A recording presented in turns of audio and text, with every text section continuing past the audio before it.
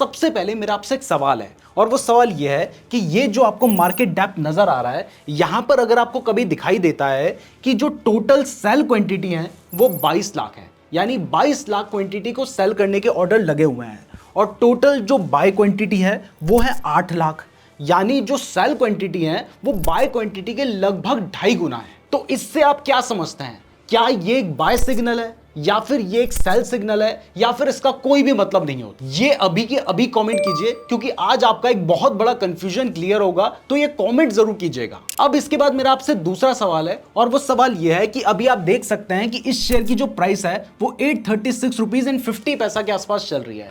तो अगर आप बाय करने का ऑर्डर इंस्टेंटली लगा देते हैं तो वो कितने रुपए में बाय होगा? ये अभी के अभी कमेंट कीजिए। इन सारे सवालों के जवाब आज आपको मिलेंगे और आप शॉक हो जाएंगे, क्योंकि मैं जानता हूं कि 90% से ज्यादा लोगों को इस चीज के बारे में नहीं पता होता है। तो ये कमेंट जरूर कीजिए। तो अगर आपने इन दोनों सवालों का जवाब दे दिया है तो अब मैं आपको ये कंसेप्ट समझाना शुरू करता हूं। तो सबसे पहले समझते हैं कि मार्केट डेप्थ होता क्या है। तो देखिए, मार्केट डेप्थ एक इस तरीके का डेटा होता है जिससे हमें पता चलता है कि कितने बाय एंड सेल ऑर्डर्स लगे हुए हैं और कौन कौन से बिड एंड आस्क प्राइस में लगे हैं। तो अब मैं आपको हमारा जो सबसे पहला सवाल था उसका जवाब बताता हूं। तो मेरा सवाल ये था कि यहां पर लगभग 22 लाख क्वांटिटी को सेल करने का ऑर्डर लगे हुए हैं और यहां पर लगभग 8 लाख क्वांटिटी को बाय करने के ऑर्डर लगे हुए हैं। तो क्या ये एक बाय सिग्नल होता है, सेल सिग्नल होता है, या फिर इसका कोई भी मतलब नहीं है? तो इसका करेक्ट आंसर है कि इसका कोई भी मतलब नहीं होता है, जबकि ज्यादातर लोगों को लग रहा होगा कि जो शेयर की प्राइस है वो डिमांड एंड सप्लाई के बेसिस पे चलती है।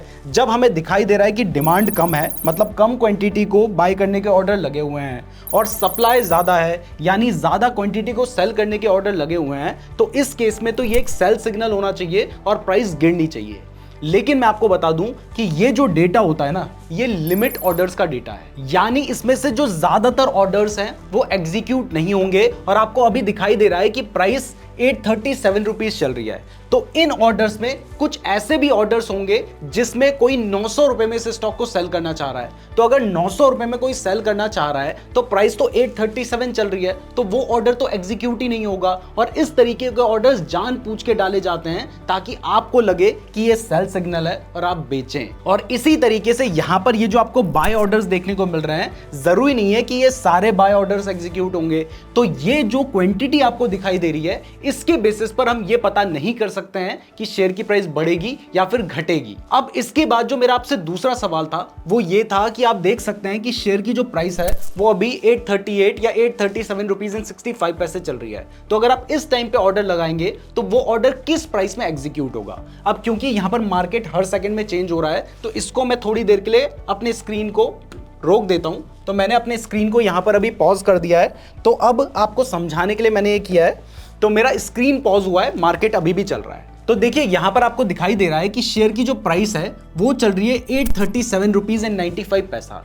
तो अगर आप किसी शेयर को बाय करने का ऑर्डर यहां पर लगाते हैं तो वो एक्चुअल में तो 837 रुपीज एंड 95 पैसे में ही एग्जीक्यूट होना चाहिए, क्योंकि प्राइस तो यही चल रही है। लेकिन एक्चुअल में ऐसा नहीं होगा। भले इसकी प्राइस अभी 837 रुपीज एंड 95 पैसा चल रही है, लेकिन क्योंकि ये एक लास्ट ट्रेडेड प्राइस है तो आपका जो ऑर्डर होगा वो उस प्राइस पे एग्जीक्यूट होगा जिस प्राइस पे सेलर बेचना चाहता है। तो यहां पर आप देख सकते हैं कि ये एक सेलर है जो कि 1024 क्वांटिटी सेल करना चाहता है, और किस प्राइस में करना चाहता है? 838 रुपीज एंड 30 पैसा पे। तो अगर आप एग्जैक्टली इस टाइम पर अपना ऑर्डर लगाते तो भले ही प्राइस 837 रुपीज एंड 95 पैसा चल रही है, लेकिन आपका वो जो ऑर्डर होता वो 838 रुपीज एंड 30 पैसा की प्राइस में एग्जीक्यूट होता, क्योंकि जो सेलर है वो इस प्राइस में स्टॉक को बेचना चाह रहा है। और इसका उल्टा, अगर मान लीजिए आप अपने शेयर्स को बेचना चाहते हैं तो वो जो मार्केट में प्राइस चल रही है 837 रुपीज एंड 85 पैसा, वो इस प्राइस में सेल होना चाहिए था, लेकिन एक्चुअल में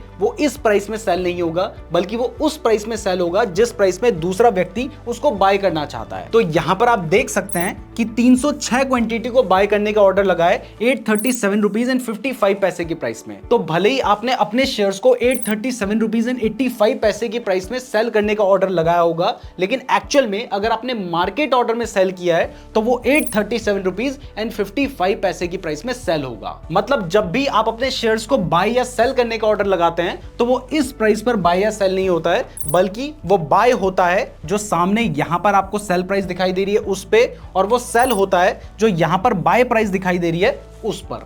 अब देखो ये जो एग्जांपल मैं आपको दिखा रहा हूं ये एक बहुत बड़े स्टॉक में दिखा रहा हूं। तो अगर मान लीजिए इसी टाइम पर आप 100 शेयर्स को बाय करके सेल कर देते हैं तो वो बाय तो होंगे 837 रुपीज एंड 85 पैसे के प्राइस में, लेकिन वो सेल होंगे 837 रुपीज एंड 55 पैसे के प्राइस में। तो यहां पर शेयर में आपको 30 पैसे का लॉस हो जाएगा। यानी मान लीजिए आप एग्जैक्टली इस टाइम पर 100 शेयर्स को बाय करते तो वो बाय होते 837 रुपीज एंड 85 पैसे के प्राइस में, और उसी टाइम पर अगर आप उन्हें वापस सेल भी कर देते तो वो सेल होते 837 रुपीज एंड 55 पैसे के प्राइस में। यानी आपने खरीदा होता 30 पैसे महंगा और आपको उसे 30 पैसे सस्ता बेचना पड़ता, जिस वजह से आपको लॉस हो जाता। और ये जो आपको यहां पर बाय एंड सेल प्राइस के बीच में डिफरेंस देखने को मिल रहा है ना, इसको कहा जाता है स्प्रेड। और ये जो स्प्रेड है ये, क्योंकि मैं आपको एग्जांपल जो दिखा रहा हूं ये एक बहुत बड़े स्टॉक में दिखा रहा हूं एसबीआई में, क्लियर कर दूं ये सिर्फ एक एग्जांपल है, कोई बाय या सेल रिकमेंडेशन नहीं है।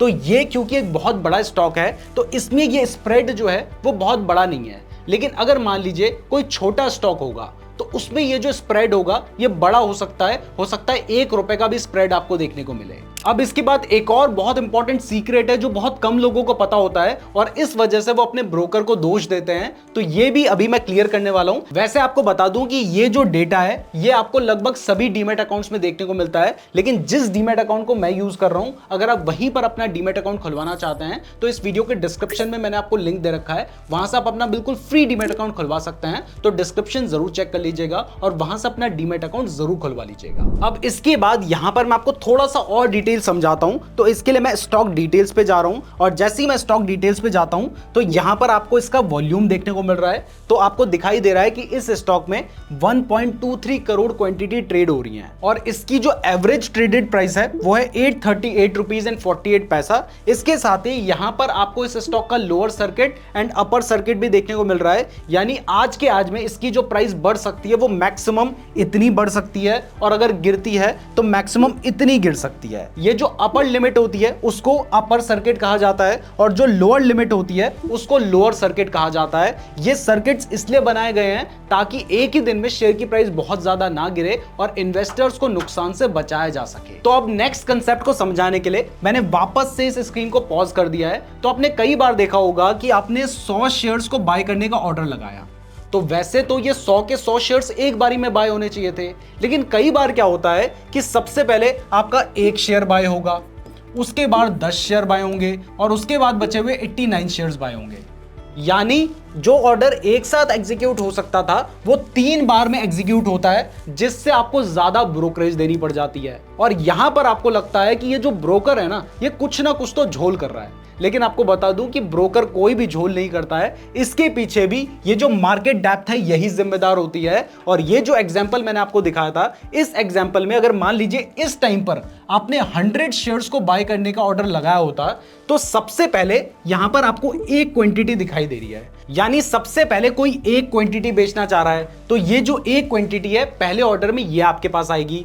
दूसरे ऑर्डर में कोई 10 क्वांटिटी बेचना चाह रहा है तो अब जो 10 क्वांटिटी है वो आपके पास आएगी, और उसके बाद तीसरे ऑर्डर में कोई 1766 क्वांटिटी बेच रहा है तो इसमें से जो 89 क्वांटिटी होंगी वो आपके पास आएंगी, और वो भी किस प्राइस में आएगी। सबसे पहली जो क्वांटिटी है वो 838 रुपीज एंड 35 पैसे की प्राइस में आएगी, बाकी की जो 10 क्वांटिटी है वो 838 रुपीज एंड 40 पैसे की प्राइस में आएगी, और बची हुई जो 89 क्वांटिटी है वो 838 रुपीज एंड 45 पैसे की प्राइस में आपके पास आएगी। तो इसका मतलब है कि यहां पर ब्रोकर की कोई गलती नहीं है। अगर आपका कोई एक 100 क्वांटिटी का ऑर्डर है वो 3 या 4 बारी में एग्जीक्यूट हो रहा है तो उस केस में हो सकता है कि जो सेलर है वो यहां पर एक क्वांटिटी बेच रहा है 838 रुपीज एंड 35 पैसे की प्राइस में, तो जो सबसे सस्ती प्राइस है उसमें आपको पहले दिया जाएगा। उसके बाद की जो 10 क्वांटिटी है वो 838 रुपीज एंड 40 पैसे की प्राइस में आपको दी जाएंगी, और उसके बाद की जो बची हुई 89 क्वांटिटी है वो 838 रुपीज एंड 45 पैसे की प्राइस में दी जाएगी। और इसकी जगह पर अगर मान लीजिए आपने 2000 क्वांटिटी को बाय करने का ऑर्डर लगाया होता तो पहले आपको एक क्वांटिटी इस प्राइस में मिलती, 10 क्वांटिटी इस प्राइस में मिलती, और फिर 1766 क्वांटिटी इस प्राइस में मिलती, और बची हुई जो क्वांटिटी होती वो आपको फिर 838 रुपीज एंड 50 पैसे की प्राइस में मिलती, और आपका ये जो ऑर्डर होता ये 4 बारी में एग्जीक्यूट होता। तो अगर आप चाहते हो कि आपने 100 क्वांटिटी का ऑर्डर लगाया है वो एक ही ऑर्डर में एग्जीक्यूट हो जाए, तब या तो आप अपना ऑर्डर तब लगाओ जब ये जो ज्यादा क्वांटिटी है वो आपको ऊपर दिखाई दे रही है। अगर वो ऊपर होंगी तो आपके ऑर्डर एक बारी में एग्जीक्यूट हो जाएंगे। बट हमें जब शेयर 838 रुपीज एंड 35 पैसे में मिल रहा है तो हम 45 पैसे में क्यों खरीदेंगे? तो इसके लिए बेस्ट तरीका होता है कि आप अपना ये जो ऑर्डर है ये मार्केट प्राइस की जगह लिमिट प्राइस में लगाएं। तो अगर आपने 837 रुपीज एंड 35 पैसे के प्राइस में अपना लिमिट ऑर्डर लगाया है तो आपकी सारी क्वांटिटी 837 रुपीज एंड 35 पैसे की प्राइस में ही एग्जीक्यूट होगी। तो आपको ये तो क्लियर है कि चाहे ये ज्यादा है या फिर ये ज्यादा है या दोनों में से कोई भी कम हो, तो इससे हम ये पता नहीं कर सकते कि यहां से प्राइस बढ़ने वाली है या फिर गिरने वाली है। लेकिन ये डेटा अगर हमें दिया जा रहा है तो इससे हम कुछ ना कुछ तो पता कर ही सकते हैं। तो चलिए अब वो देखते हैं। तो देखिए, ये क्वांटिटी ज्यादा या कम होने से फर्क नहीं पड़ता, लेकिन अगर क्वांटिटी में चेंज आता है, जैसे अगर मान लीजिए आपने सुबह 9:30 बजे देखा कि यहां पर ये जो क्वांटिटी थी ये 7,81,000 थी और यहां पर जो क्वांटिटी थी वो 20 लाख थी, तो आपको ये तो समझ आ गया है कि अगर सेल साइड की क्वांटिटी ज्यादा है और बाय साइड की क्वांटिटी कम है, या फिर बाय साइड की क्वांटिटी ज्यादा है और सेल साइड की क्वांटिटी कम है, तो इससे कोई खास फर्क नहीं पड़ता है। और इसका मतलब ये बिल्कुल भी नहीं होता है कि यहां से प्राइस बढ़ सकती है या फिर घट सकती है। लेकिन क्योंकि हमें इतना सारा डेटा अगर दिया जा रहा है वो भी रियल टाइम में, तो इससे हम कुछ ना कुछ इंटरप्रिटेशन तो कर सकते हैं। तो चलिए उसको समझते हैं। तो देखिए, अगर मान लीजिए सुबह 9:30 बजे आपको दिखाई देता है कि यहां पर ये जो क्वांटिटी है ये 20 लाख है और यहां पर ये जो क्वांटिटी है ये 10 लाख है, यानी आपको सेल की क्वांटिटी ज्यादा दिख रही है और बाय की क्वांटिटी कम दिख रही है। बट अगर उसके 10 से 15 मिनट बाद आपको दिखाई देता है कि इन दोनों की क्वांटिटी में चेंज आया है, तो इसका एक मतलब हो सकता है। और वो मतलब क्या होते हैं, चलिए समझते हैं। तो सबसे पहले अगर आपको थोड़ी देर बाद दिखाई देता है कि जो बाय क्वांटिटी है वो भी जितनी पहले थी ऑलमोस्ट उतनी ही है, जो सेल क्वांटिटी थी वो भी जितनी पहले थी ऑलमोस्ट उतनी ही है, और इसके साथ ही वॉल्यूम में भी कोई खास चेंज नहीं आया है, आपको यहां पर वॉल्यूम भी दिखाई देता है, तो इसका कोई भी मीनिंग नहीं होता है और इससे हम कोई भी इंटरप्रिटेशन नहीं कर सकते हैं। और अगर आपको कभी ये भी दिखाई देता है कि ये जो बाय क्वांटिटी है वो जितनी पहले थी उतनी ही है और जो सेल क्वांटिटी है वो बड़ी है, लेकिन जो वॉल्यूम है वो जितना पहले था उतना ही है, तो इसका मतलब भी कुछ नहीं होता है। और इसकी जगह पर अगर बाय क्वांटिटी बड़ी होती और सेल क्वांटिटी जितनी थी उतनी ही रहती और वॉल्यूम ना बड़ा होता, तो उसका मतलब भी कुछ नहीं होता। लेकिन अगर आपको दिखाई देता है कि पहले के कंपैरिजन में बाय क्वांटिटी तो ऑलमोस्ट उतनी ही है, लेकिन जो सेल क्वांटिटी है वो घट गई है, यानी मान लीजिए आपने सुबह 9:30 बजे ये डेटा देखा और उसके 10 मिनट बाद आपको दिखाई देता है कि ये जो बाय क्वांटिटी है वो तो ऑलमोस्ट इतनी ही है, 8 लाख के आसपास, लेकिन जो सेल क्वांटिटी है उसमें से 1 लाख या 2 लाख या 3 लाख घट चुकी है। तो इसका मतलब क्या है? इसका मतलब यह है कि किसी बड़े प्लेयर्स ने वो जो क्वांटिटी है वो खरीदी है, तभी तो वो क्वांटिटी जो सेल करने को लगी हुई थी वो घट गई है। और जिसको वेरीफाई करने के लिए हमें वॉल्यूम में भी दिखाई दे रहा है कि वॉल्यूम में इंक्रीज आया है, तो इसको आप एक बुलिश सिग्नल की तरह ले सकते हैं। यानी यहां पर आप मान के चल सकते हैं कि शायद प्राइस बढ़ने के चांसेस हैं, लेकिन उसको भी आंख बंद करके फॉलो मत करो। इसके साथ ही आप प्राइस एक्शन का भी यूज करोगे, तब आप कंफर्म हो पाओगे।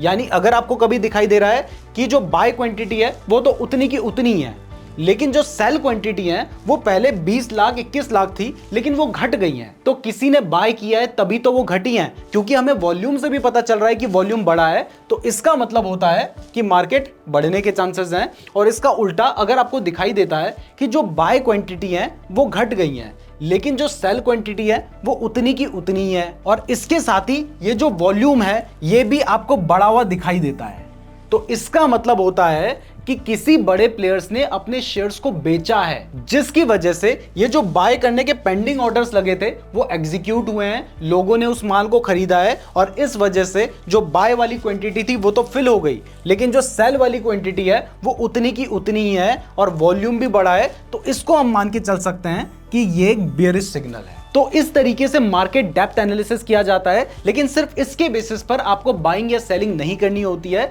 जब आप इसको अपने प्राइस एक्शन या दूसरी स्ट्रेटजी के साथ मिलाएंगे तब ये कंफर्मेशन के लिए आप यूज कर सकते हैं। मैं उम्मीद करता हूं कि आज आपको कुछ नया सीखने को मिला होगा, तो इसलिए वीडियो को लाइक और हमारे चैनल को सब्सक्राइब जरूर कर दीजिएगा।